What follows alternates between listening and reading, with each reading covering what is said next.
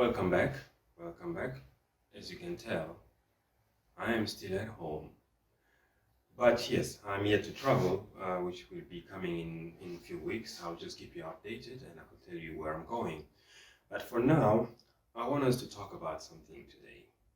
Just the two of us. Just you, all of you, and me. So we're going to talk about Afrophobia. Why Africans hate each other. Africans hate each other. You will dispute that.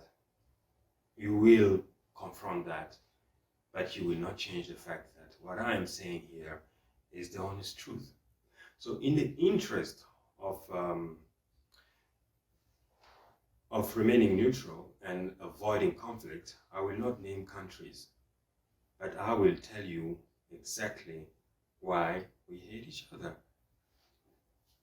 I was in one country, I will not say the name because, it will get too personal and we don't want it to get too personal, where you have tribes, few tribes, that are living together, but I will tell you, they're not even living together. They are just cohabitating or they are tolerating each other, but they cannot stand each other for one reason or the other.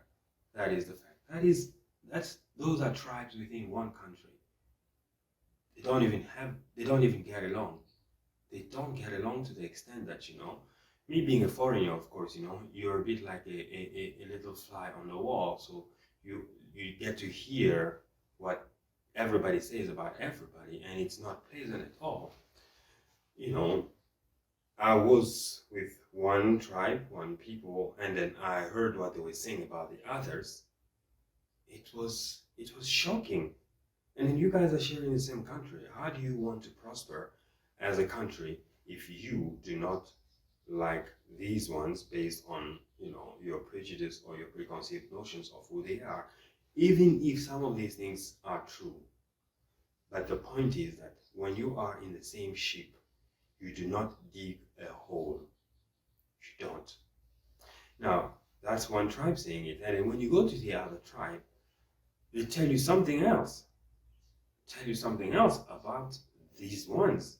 And you ask yourself, where does this type of hate stem from? And these are people that are supposed to share the same borders, that are supposed to share the same ideology, and then they hate each other to this point.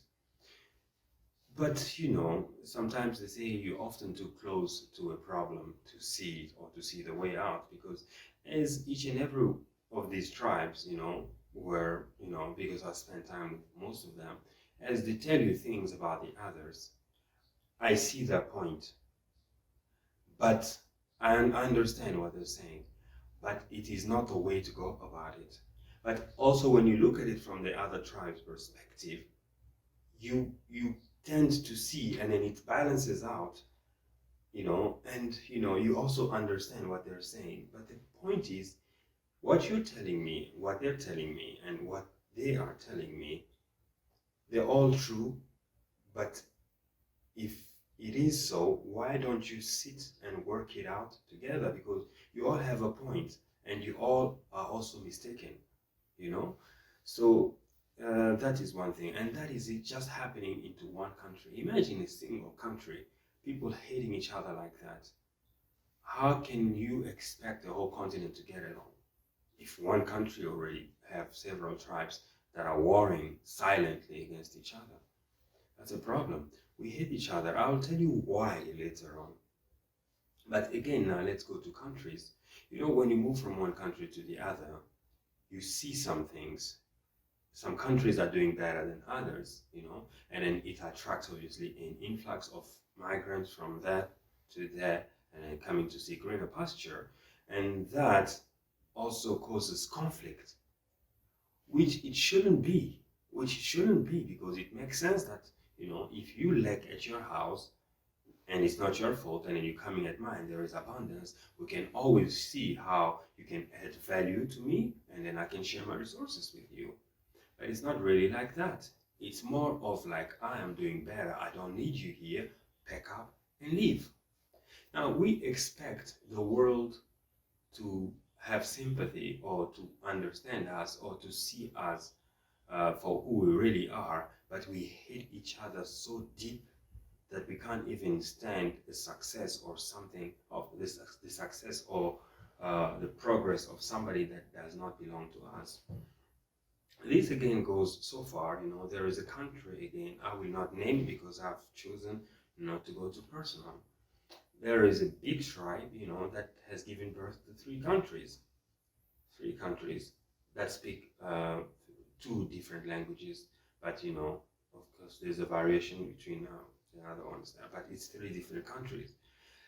And these tribes speak the same language, but because they are from different countries, they do not get along. Do you see how that does not make sense? The ones from this side speak one language, and then the others speak the other, but the vernacular language, the original language is the same. And these ones are actually telling these ones that you don't belong here. You are supposed to go back to your country. But forgetting that, they share ties that are older than the colonial borders. Way older than colonial borders, Their parents, their forefathers were one families, were one people. But because, of course, there's been a knife going throughout Africa, giving it different types of shapes and names, we think that we have to stick to that. So now you go somewhere else, there are countries, that have collapsed under weight of sanctions and have pushed their people to go seek green pasture elsewhere. And these guys are willing to do anything in exchange for, a small remuneration. And it creates conflicts with local because, the perception is that, we are being replaced in our own system or in our own country, which is not always the case. We want the world to help us, but we cannot even help our own. We cannot help each other. We're expecting, donations, and we're expecting the world to come and save Africa, and we are not even able to assist our neighboring people or people who look just like us on the basis that they belong to a different country. And remember again, a country as we know it today is just a social construct of colonialism, because these countries did not exist over 100 years ago, 150 years ago. These countries did not have these names. It was something else, Communities were living next to each other, in harmony and in peace. But what has changed? What has changed? Why do you, as an African, feel the need of hating another one for being in your land? The point is, we fight over resources. We think with our narrow mind, or something with their narrow mind, that because somebody else is here, my resources will diminish and will be depleted. What you do not understand is that if the person who's coming here comes and adds value to your resources, you will have more, or you will have a broader variety. It's a bit like, instead of splitting a pizza in two, you can just make a bigger pizza and you can enjoy, because they add value. So look at people as value, and look at people as we need to look at people as assets, and we don't. We treat our own worse than dogs, but we expect others to treat us with dignity. How do you explain that? How do you explain that, and how do you reconcile these two concepts? You want to be respected, but you don't even respect yourself by respecting the person that looks like you. And then, the shocking thing is that you have to hear the derogatory words that are used to qualify some people because of their origin or because of their country. That is even more painful. It's okay enough to hate somebody, but to give him a derogatory word, now that is just hitting rock bottom. And the funny thing is, we have populism to thank for some of this, because you have leaders on the continent that are very populist. They remember, these people are not out there for you; they're out there for their interest. And if populism is propulsing them, that they are willing to say whatever you want, but as long as it gets them the votes. But you have to be smart enough to understand that I will not jump on the wagon of somebody who sits day and night and insult people or treat them as subhumans because they are not part of their country. Do you know what I'm saying? Inflicting trauma onto others just because they are not as fortunate as you. Forgetting that, your situation today might not be the same situation tomorrow. In the 80s, there was a country that actually expelled people, immigrants from another country somewhere up north, expelled them, and like these people were sent them back.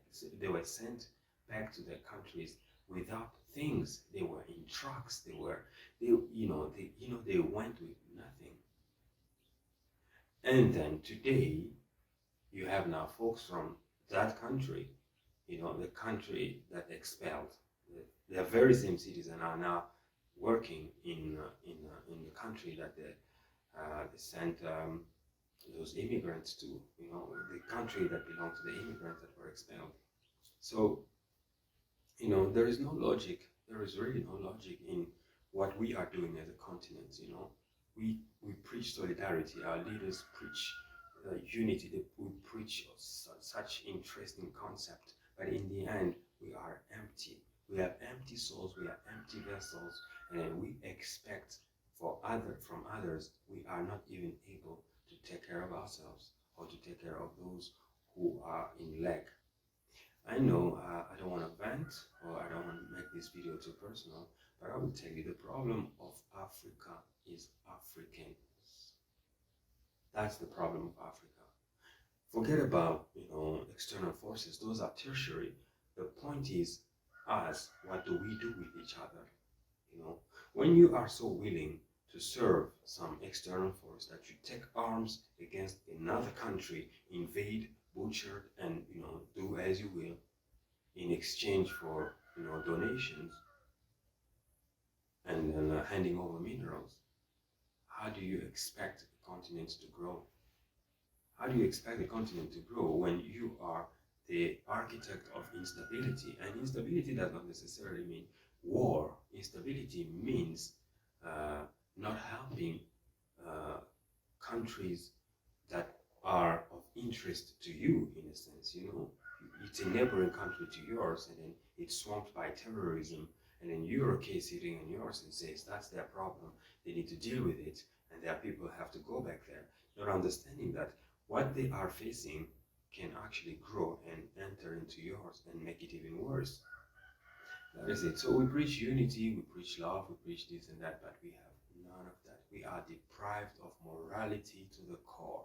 That is, some of us, not us, but some Africans are deprived